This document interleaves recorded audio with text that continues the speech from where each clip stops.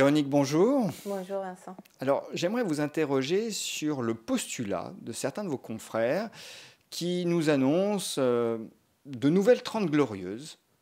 Des 30 glorieuses créées, générées par une croissance verte et digitale. Bref, un monde pétaradant où finalement tout le monde s'y retrouverait, aurait de l'emploi et finalement verrait son niveau de vie s'améliorer. Et j'ai l'impression que vous ne souscrivez pas vraiment à cette vision irénique des choses. Ah, vous avez probablement pas tort. C'est l'idée d'un super cycle qui vient de deux choses à la fois. D'abord d'un besoin de récupération, effectivement, après cette crise historique tout à fait inédite, des programmes de relance internationaux que mènent finalement la plupart des pays à des degrés moindres, mais voilà, il y a un mouvement global sur fond également à la fois de croissance verte, donc cette idée de destruction créatrice, où c'est un peu comme les guerres, on remplace, donc on sollicite de l'investissement, on recrée de l'emploi, etc. Et doublé d'innovation. Donc on a effectivement sur le papier décrit comme cela potentiellement quelque chose d'assez séduisant qui nous permettrait de rebondir sur les limites de la croissance, enfin les limites climatiques en réalité, par des politiques de relance verte, doublées d'une révolution technologique qui serait très porteuse et permettrait effectivement d'ouvrir ce futur très séduisant.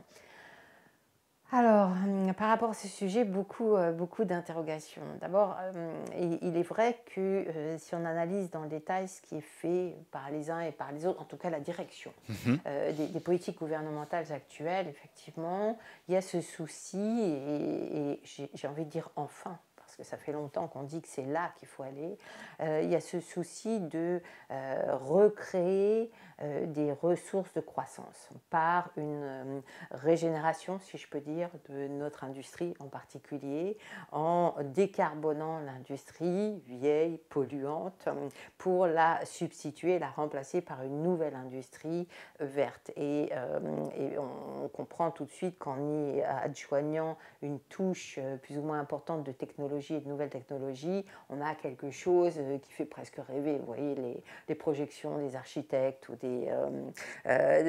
sur la ville du futur, où on a juste envie d'y être, quoi. Dans 30 ans, ça paraît tellement merveilleux. Alors, effectivement, je pense qu'il y a une part de rêve dans cette histoire-là, quand bien même l'idée d'une rénovation industrielle semble quand même à portée de main aujourd'hui, parce qu'on a des volontés, effectivement, d'abord des gouvernements qui vont investir dans l'économie, ça ne s'était pas vu depuis très longtemps dans les proportions qui sont celles envisagées, notamment aux États-Unis, ce qui est quand même prometteur d'une amélioration des gains de productivité. Cet objectif de verdissement des politiques publiques également permet de recréer, de renouveler finalement beaucoup de nos productions, donc garantit quelque part une nouvelle production, de nouvelles entreprises. Et il se trouve que par ailleurs, c'est probablement le moment opportun ou la bonne manière pour se protéger à l'égard de la concurrence chinoise. En réalité, quoi de mieux que se donner des objectifs locaux, verts, pour recréer une base industrielle locale qui serait finalement, qui pourrait sortir du joug et de la concurrence chinoise. Donc cet aspect-là est assez séduisant. Ce qui m'inquiète davantage, ou ce qui préoccupe beaucoup plus, c'est vers quel équilibre va-t-on, sachant qu'en parallèle de ce mouvement-là, qui est assez plausible, au moins sur le papier, se dessine une accélération de la révolution technologique qui est extrêmement rapide après cette crise sanitaire. En réalité, c'est comme si cette crise sanitaire, avait accéléré, et on le voit tous les jours, l'introduction des nouvelles technologies dans nos modes de vie et de travail. C'est McKinsey qui prétend que ça nous a fait faire un bond de 5 ans dans la digitalisation. Voilà, je crois que c'est McKinsey effectivement qui a mené une enquête à l'échelle mondiale qui dit qu'est-ce que vous avez fait pendant cette crise sanitaire, dans quelle mesure vous avez introduit de nouvelles technologies, est-ce que c'est durable, est-ce que c'est pas durable, jusqu'où vous êtes allé et jusqu'où vous voulez aller. Et finalement, il en arrive à la conclusion, le panel est quand même très large, charge qu'en moyenne, à l'échelle mondiale, cette crise sanitaire fait gagner 5 ans à la révolution technologique. Et 5 ans en moyenne à l'échelle mondiale, ça veut dire qu'on gagne dans certains cas 10 ans. Donc c'est vraiment très très puissant et on le comprend parce que je pense que, les entreprises, y compris dans les secteurs dans lesquels on avait le plus de mal à passer sous la forme digitale, c'est-à-dire les secteurs dans lesquels il y avait beaucoup de main-d'œuvre, dans lesquels il fallait légiférer avec des réglementations d'entreprise qui souvent n'étaient pas non plus très pressées parce que c'est très complexe et pas sans risque. Finalement, cette crise a permis en quelques mois de trouver les solutions, de les implémenter et déculpabilise énormément le monde de l'entreprise à l'égard de ce vaste remplacement de l'homme par la machine. Et je crois que cette notion de déculpabilisation, elle est probablement importante aussi dans ce qui nous attend. Ce qui fait qu'aujourd'hui, on a su faire, on a fait, et de fait, on a créé une brèche dans laquelle on sent bien que la plupart des entreprises vont s'engouffrer, et pas forcément par choix, parce que la concurrence va se faire là aussi, et qu'elles n'auront pas beaucoup le choix de s'en extirper. Donc effectivement, et c'est la grande nouveauté, c'est-à-dire des industries, des activités, dans les services à fort contenu de main-d'œuvre, parce que la digitalisation ou la robotique dans la manufacture, on connaît. C'est déjà fait. Là où c'était beaucoup plus lent, c'était dans des services avec beaucoup de main-d'œuvre, etc., notamment les moins qualifiés, est en train de s'accélérer très rapidement. Et ça inquiète. Alors, c'est à double tranchant. D'abord, on aura des besoins de spécialistes, de programmeurs, de, je sais pas, tout un tas de métiers que je ne connais pas bien d'ailleurs, qui correspondent à ces besoins de cette nouvelle technologie. Donc ça, c'est le côté sympathique de la chose. Et puis, à côté de ça, il y a le côté combien d'emplois peu qualifiés vont disparaître avec cette accélération de la transformation digitale. Et par quoi peut-on remplacer ces emplois, si ce n'est plus, par exemple, le vendeur de McDonald's qui sera remplacé par un robot, ces magasins McDonald's qui vont donner beaucoup d'emplois à des étudiants, par exemple, et progressivement d'ailleurs à des personnes de moins en moins étudiantes et de plus en plus adultes qui ne trouvaient plus que ce type d'emploi à disposition. Si on supprime ces ressources, alors c'est les emplois de la restauration, de l'hôtellerie, de la distribution, du commerce, alors effectivement, on exclut ou on a un modèle de plus en plus exclusif de croissance. Donc, ce que vous êtes en train de nous annoncer, c'est, entre les lignes, c'est tout de même la fin ou l'assèchement de gisements d'emplois non qualifiés ou faiblement qualifiés qui avaient assuré plutôt la vitalité justement du marché du travail dans le monde occidental et pas que occidental. Et d'ailleurs, on a un graphique que j'ai extrait de l'une de vos présentations et je le trouve assez parlant parce que lorsque l'on évoque la révolution digitale et son accélération avec la crise de la Covid, on a l'impression que les choses changent soudainement parce que l'on a connu une situation exceptionnelle. Mais en fait, c'est peut-être pas le cas. Je présente donc ce graphique. Il s'agit des emplois dans le commerce de détail et le taux de participation aux États-Unis depuis la fin des années 60. Ce qui est frappant, c'est que l'emploi dans le commerce a enregistré, on le voit très bien, la création de millions de postes entre les années 70 et le début des années 2000. Et à partir des années 2000, on observe une rupture nette et franche. La dynamique est stoppée. Or, le début des années 2000, cela n'échappe à personne, bien évidemment, signe l'irruption du numérique, du digital dans nos vies. La coïncidence est tout de même troublante. Et de surcroît, on note, et ce n'est peut-être pas encore une fois une simple coïncidence, toujours à partir du début des années 2000, une tendance au recul du taux de participation. Le taux de participation étant, je le rappelle, le taux de personnes en âge de travailler qui participent réellement au marché du travail, soit en travaillant, soit en cherchant un emploi. Quand on jette un œil à ces deux courbes, on a l'impression que le phénomène de l'assèchement de l'emploi non qualifié par la numérisation est en effet, et depuis un certain temps, bel et bien en marche. Il est déjà en marche, et c'est pour ça que j'ai illustré avec ce cas américain, parce qu'on a très bien vu ce que signifiait la digitalisation du commerce aux États-Unis, c'est-à-dire l'arrêt des créations d'emplois dans ce secteur-là, et le début très clair, hein, de la baisse du taux de participation des actifs, enfin des personnes en âge de travailler aux États-Unis à la vie active. Et cette courbe qui baisse là, du taux de participation, elle est quelque part le reflet ou l'inverse de la montée des inégalités, ou le reflet d'une société de plus en plus exclusive ou de moins en moins inclusive. Parce que finalement, derrière ça, on pourrait dire que c'est la fin du miracle américain. Vous vous souvenez ce miracle de l'économie américaine quand on allait aux États-Unis dans les années 80-90, qu'on était tous ébahis de prendre un taxi, de voir qu'il y avait un chauffeur ou un étudiant, chauffeur de taxi étudiant qui pouvait, et puis qu'on allait faire nos courses et puis on avait quelqu'un qui nous mettait les produits dans des sacs.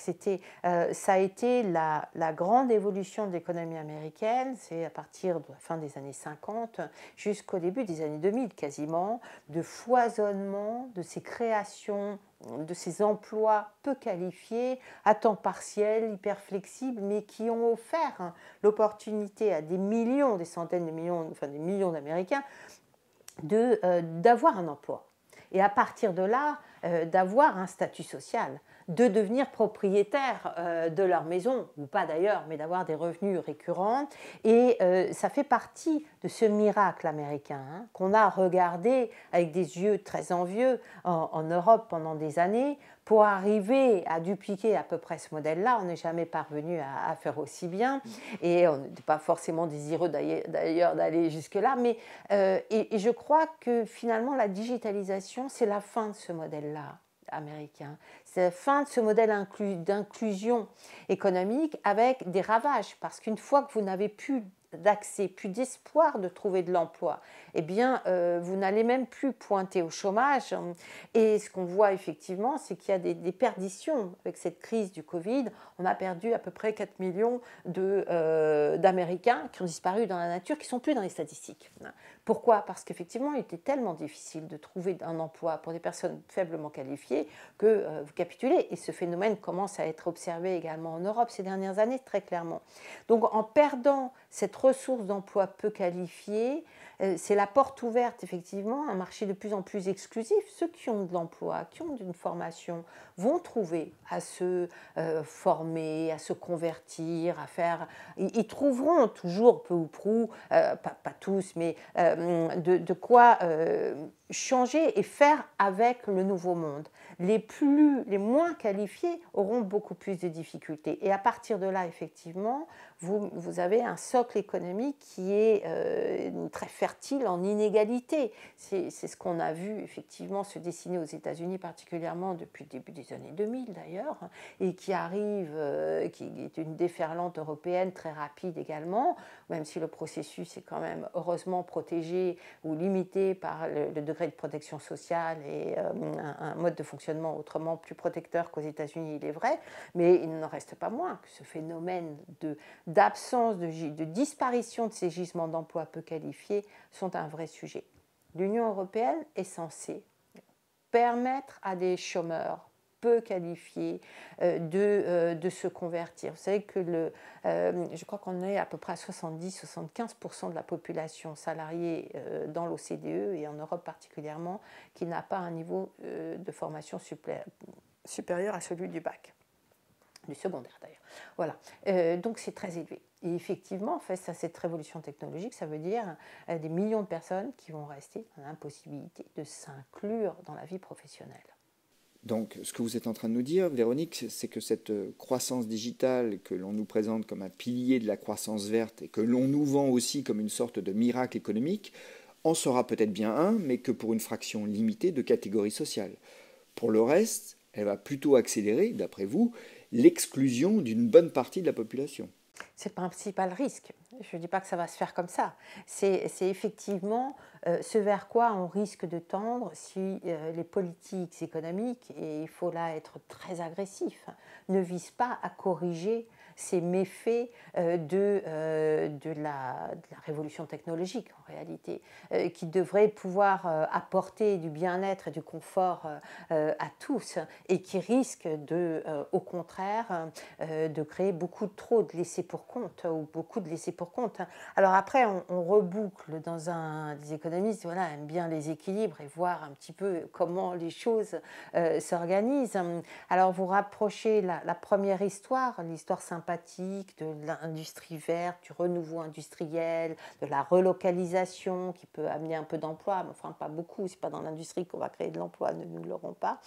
Et vous la complétez avec cette lecture de ce qui risque de se passer dans les services, la perte d'emploi, alors vous arrivez à vous dire mais qui va acheter les biens décarbonés verts à un prix supérieur incontestablement aux prix actuels ou au prix des importations chinoises hypercarbonées, si on ne retrouve pas un socle de création d'emplois suffisant pour permettre effectivement à ces nouveaux produits d'être suffisamment distribués et d'alimenter le renouveau industriel. Vous voyez qu'il y a un problème d'équilibre là qu'on a, qui semble très fragile et qu'on a en fait beaucoup de mal à atteindre avec ce qui se profile simultanément dans l'industrie et dans les services. Ce qui pourrait mettre à mal également cet équilibre recherché, c'est le fait que cette croissance verte, que certains nous vendent à l'envi, est tout de même très gourmande en matières premières et pourrait provoquer des tensions sur les prix de ces dites matières premières. Or, les plus impactés, les plus affectés par des augmentations de prix des matières premières, ce sont tout de même les plus fragiles.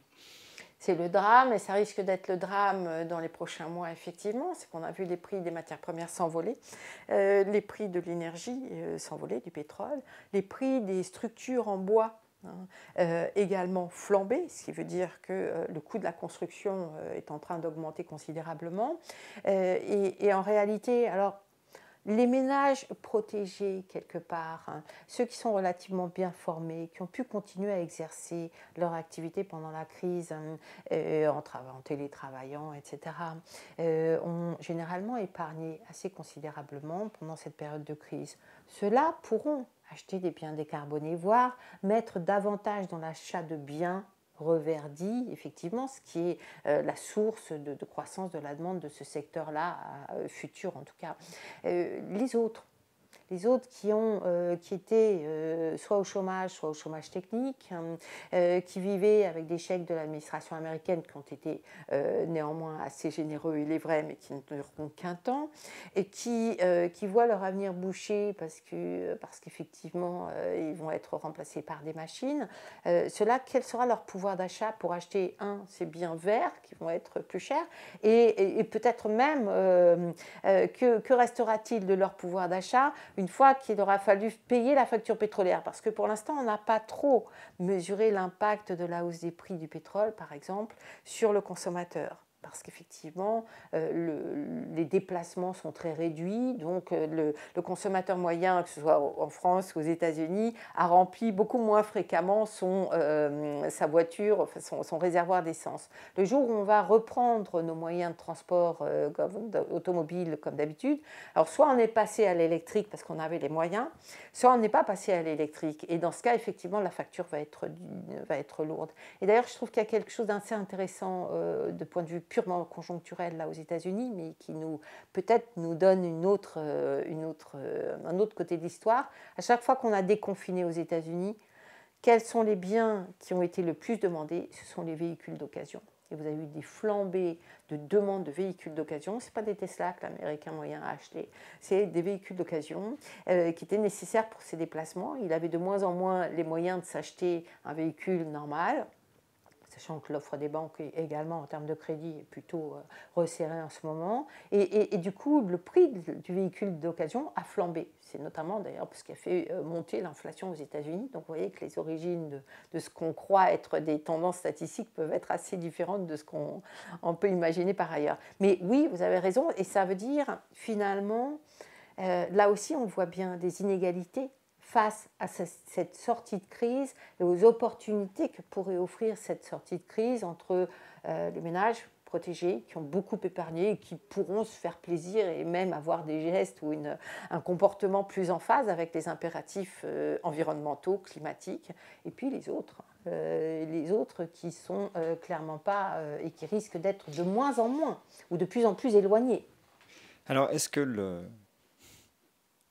finalement, le grand régulateur de ce déséquilibre, ce ne sera pas le plan de relance américain qui permettra finalement de redonner de l'emploi à un tas de gens au travers du développement des infrastructures?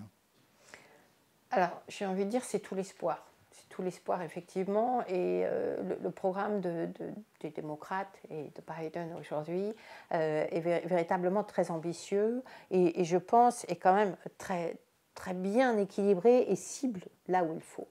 Après, il y a un problème quand même dans cette proposition. C'est que vous ne pouvez pas d'un côté promettre, et c'est ce qu'il y a texto, enfin, ce n'est pas formulé comme ça, mais c'est ce à quoi correspondent ces propositions, un retour du taux d'investissement et des dépenses publiques au niveau des années 70. C'est à peu près ce qui est contenu dans ce programme, qui n'est pas encore voté, et ça va être toute une difficulté, mais c'est ce qui est dans ce programme, sans avoir ce qui va avec, c'est-à-dire les ressources pour le financer. Et ça, c'est l'impôt. L'impôt sur les sociétés, l'impôt sur les ménages, sur les revenus du capital, etc. Et ce qu'on voit à peine à l'ouverture du débat ou des négociations sur le premier plan d'infrastructure, qui fait partie de cette enveloppe qui est gigantesque, hein, c'est plus de 7 milliards au total, normalement, sur le papier.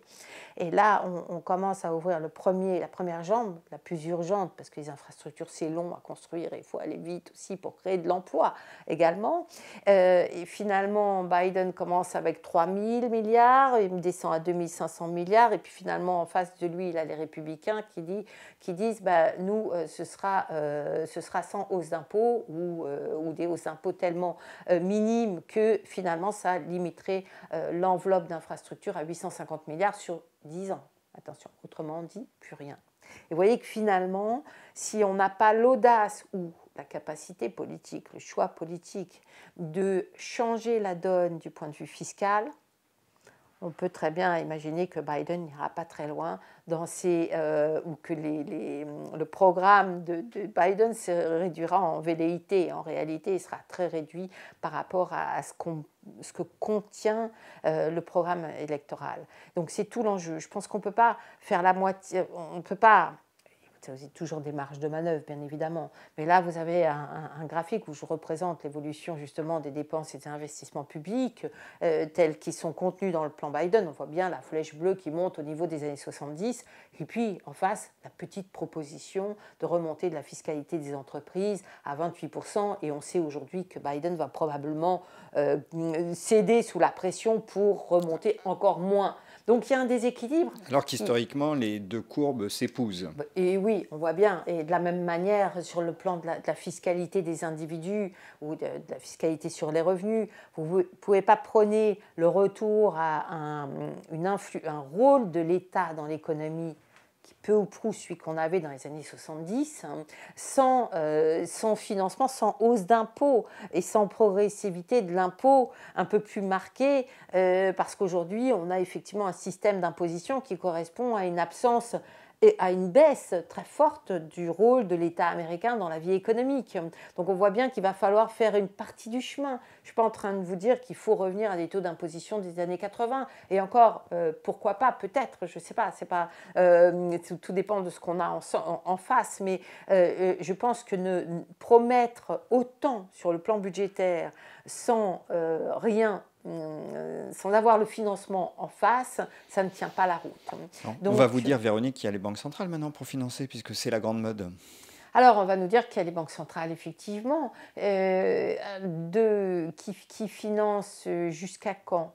Alors, jusqu'au moment où on a de l'inflation. Alors, pour l'instant, l'inflation a été dans les actifs. Peut-être qu'elles seront contraintes de continuer dans cette voie-là, parce que ce que je vous ai dit auparavant, c'est-à-dire d'une société finalement où les inégalités se creusent davantage encore après cette crise, nous promet probablement assez peu de place pour de l'inflation. un petit peu d'inflation sur les biens verts, l'industrie protégée. Mais finalement, on voit bien que l'ensemble du système, avec tellement d'exclusion, exclut l'inflation. Donc peut-être qu'effectivement, la conclusion, c'est que les banques centrales vont continuer à injecter des liquidités avec l'idée un jour de quoi faire, de ramener le degré d'inégalité à un point qui permettrait de l'inflation. Personne n'y croit, je crois que personne n'est dupe.